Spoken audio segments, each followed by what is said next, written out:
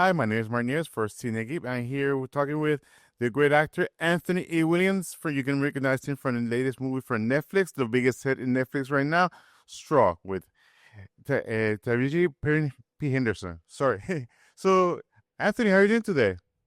I'm doing well. How are you? Very good. Very excited to be talking to you. First of all, congratulations on the movie. The movie has been a excellent, a great success. So, how do you feel in being part of this movie? Because everybody's talking about it, and especially Netflix is worldwide. Everybody's here in Puerto Rico is talking about the movie, how impressive the movie is, and how can people relate to this story. So, what can you tell me Yeah, about working in this project? yeah, 25.3 million viewers. Number one film movie last I checked. That is, it's humbling. It's amazing. I do feel like I'm a part of the Tyler Perry family. Lucky for me, this is my third project. I was Nickelodeon show Young Dylan, and then 2 episodes of Sisters. So to be in one of his films, is a blessing. I always said I don't care Medea sneeze. I just want to step like want to be in a Tyler Perry film. And so I've been auditioning so much. It took me 26 auditions before I got my first Tyler Perry project. So it's not easy if this is your goal. But wow, I mean, yeah, I don't want to say luck because luck is when preparation meets opportunities. What my father said, it just seems like I Yeah. picked the right one. I think people are resonating with it because you know people go through things. There's mental issues. There's a downside to poverty. And the my favorite line in the movie is people don't realize how expensive it is to be poor. And I think this gives a real reflection of that. And people of means, even who watch this film, have a different perspective of poverty and how people can get stuck there and how it's not about feeling sorry for yourself. It's an endless cycle that it's very difficult to get out of. And I think that's why it's still the numbers. It's not being seen by 25.3 million poor people. It's not being seen by 25.3 million African American females. This is 25.3 million people, humans. So the humanity is involved in this. And I think the story resonates with a lot of people. Yeah, also Taraji Ward is such a great actress, and this has everything. She has to be this amazing actress in front of the camera, show her depth.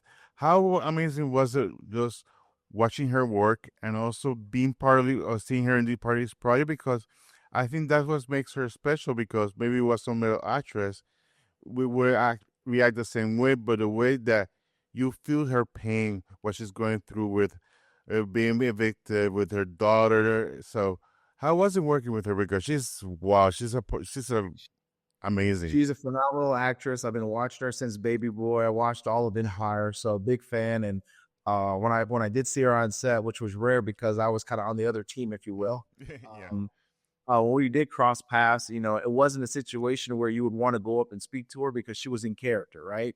And so if I did go speak to her, I would have spoken to her as a police officer Dixon. She was kind of hiding behind Tyler. I think she was even sucking her thumb, and not the woman that I saw strutting across the red carpet and getting 1,000 photos done with the clamps pod. It's kind of amazing to see the duality of the before and the after. The character, her in character on set, which was very somber, very pulled in, very meek, very small, and then this vivacious woman that's just pure happiness and joyous at the premiere when I saw her there.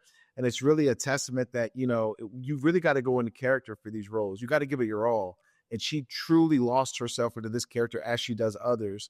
And I guess that is to be expected, but to see it with your own eyes was kind of like astonishing. It's like, wow, what can I do more of? How can I go deeper into this character after I saw how she was on set? And so yeah, it was mesmerizing to see, but she was a completely different person. It's like, yes, I knew technically that was Taraji P. Henson, but I looked over next to Tyler. That was Janiyah sitting there. That was not Taraji P. Henson. Yeah. Also, you mentioned this is the third time working with Tyler. Yes. It's such an amazing story to read, to see, to watch him grow as he began.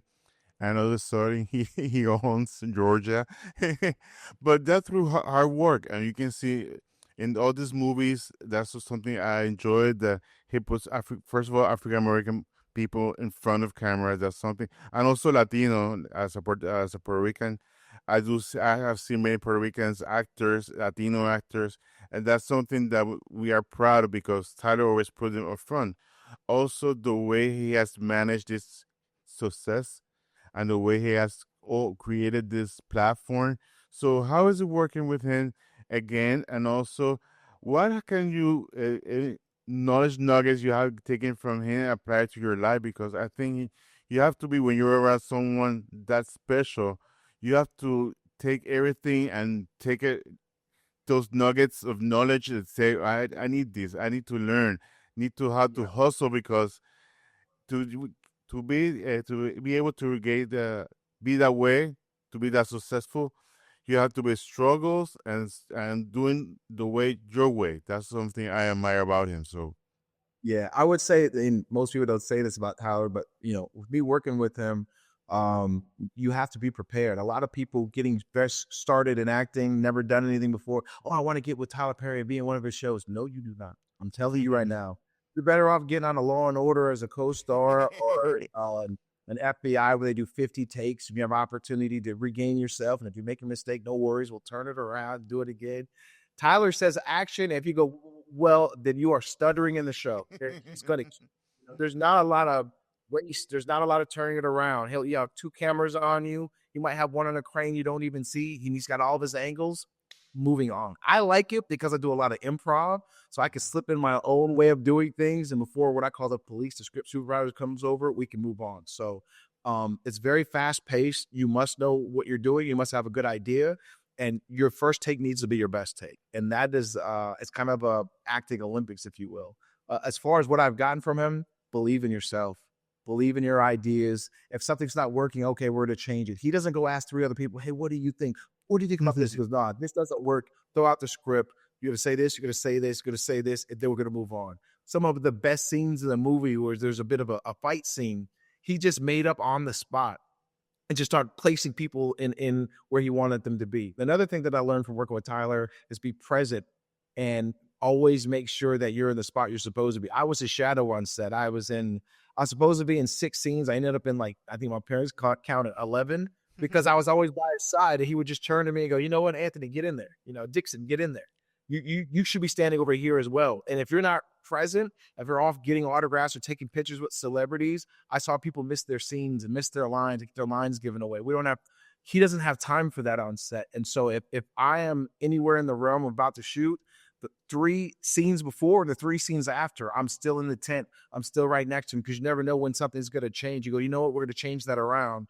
And if you're not there, you might miss your opportunity to be a part of the storyline because the continuity has to be there. And so be present 100% on set. I think maybe once I had my phone in holding. Other than that, I kept it powered off because I'm absorbing his energy, absorbing and learning of what he wants and when he wants it, and making sure that I'm in my skin, as they say. As soon as he looks at me and points to go in there, I'm ready to go. And I think a lot of people, you get distracted on set. It's a lot going on, especially a big movie with all these celebrities. But there's a time for pictures and to get to know people. But when it's anywhere near saying action, you better be front and center and be ready to jump in. wow, no, it must be amazing. Also, the way he has to create his own studios. And what I Yes. love about Tyler is that he's a man of God, a man of faith. And we see him how the struggles. And I think that something you see in the way his writing is, the way he portrays women, which I love, and he's amazing. He's an amazing person. Also, I want to ask you a little bit, Anthony, because you mentioned Law and Order. So you've been on Yeah. all these shows. I think when was it, the Emmys last year or this year, that they showed little clips of all the actors that have been going through the show. So how is it important was it in being on this show? Also learning the skills, because I want to also talk a little bit of the struggles of being an actor. Something most people see the glamour but not see the hustling part of it, or going to all this as see yourself I forgot the name of the English, anyway, going to your auditions. There you go, the auditions. Yeah, So the audition. how It's difficult. It really is. It's not for the faint of heart. You have to actually want it. You want to be famous. You want to be a celebrity. I don't suggest going into acting. I be a content creator. Become a model. Start a streaming service. Like, there's other things that you could do, but I just love it so much. I don't know what else I would be doing. And so, as far as Law and Order is concerned, like, little things that you have to think about. So by the time I got Law and Order, They offered me a co-star role, even though it was like 4 or 5 pages, and I was arguing with Vincent and 4 other celebrities. I had already been on 2 episodes of Sisters that I guest starred on, and I guest starred on a Nickelodeon's Young Dylan. So because of my 3 guest stars with Tyler Perry, I was able to tell Dick Wolf's people, hey, no, I'm a guest star. So I need to be a guest star. And so what he has done is by giving me those opportunities early on in my career, I can now negotiate better with the higher ups in these other organizations. And so that's helped me a lot. As far as the struggle goes, as far as auditioning goes, I mean, when I first started, I was in Virginia, and so you couldn't always afford to live in LA or New York or Atlanta. And I was taking literally the Amtrak for every audition. This is just when I was doing commercials.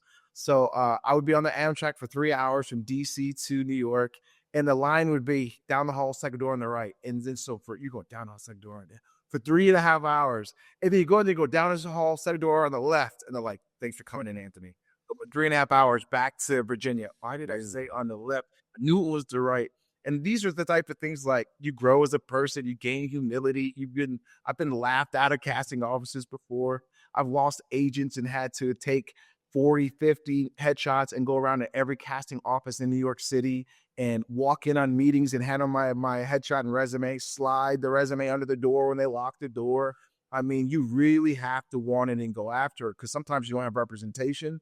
People don't know who you are. But I will say this, my first audition for Law & Order came because I went to the casting office, left my headshot and resume in the box because they called me directly, even though I had an agent. They used an old resume when I left it outside of their door. So since then, I've been on FBI 3 times, which is a Dick Wolf show, and I've been on Law & Order twice. So that's 5 different episodes of network TV on NBC that came from me just dropping off a headshot and resume. So it's not necessarily just that one situation, but with the classes and also making sure I had my own reel. I had to make my own TV pilot before I could get an agent and really get into booking co-stars and guest stars for television. I made my own show with my own money, produced it, wrote it. I got my friend Cal Robnick to direct it. And then we got into 50 film festivals. We won 15 awards. I got 4 Best Actor awards.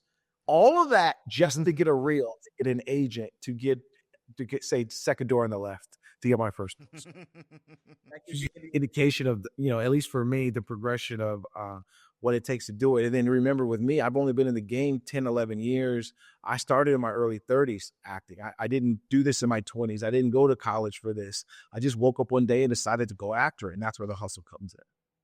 Nice. Great story. Great story of pursuit. And what this is said with Straw is amazing. And with this, I know there's more doors going to be open and opportunities, and this is a blessing. So, but sometimes hard work pays off, and this is some of the payoffs that gives you that God brings you. So, Anthony, thank you so much. I really appreciate you. Enjoy the work. I hope to see you more stuff. What's next for you? What you are planning? You know what? I love that question. I never know. I didn't know Straw was coming up until, the phone rings. So Yeah. I've been I've been in contact with a lot of studios, and I'm getting some scripts now, and we got a lot of opportunities that my team's working on. We just want to make sure whatever it is, it comes across as authentic. And I want to tell stories that matter to people, right? If I don't see myself or see somebody that I know in the story, if it's just for entertainment, then that's really not what I'm looking for. And so stories like Straw and dramas like that tug at your heartstrings, I mean, that's what my team is looking for next. And I can't wait for whatever the next thing is that we take part in, and I'd love to come back and talk to you about. Perfect. That sounds amazing. Just to remind everybody, you can see Straw. It's on Netflix right now. It's the #1 movie worldwide, so go watch it. And if you do like it, go ahead put it on your social media hashtag Straw. Go ahead and tag Anthony because we need more people. We need more people films like this. With your proven success, so this is one of the biggest ones. So congratulations. Thank you very much. I so appreciate it.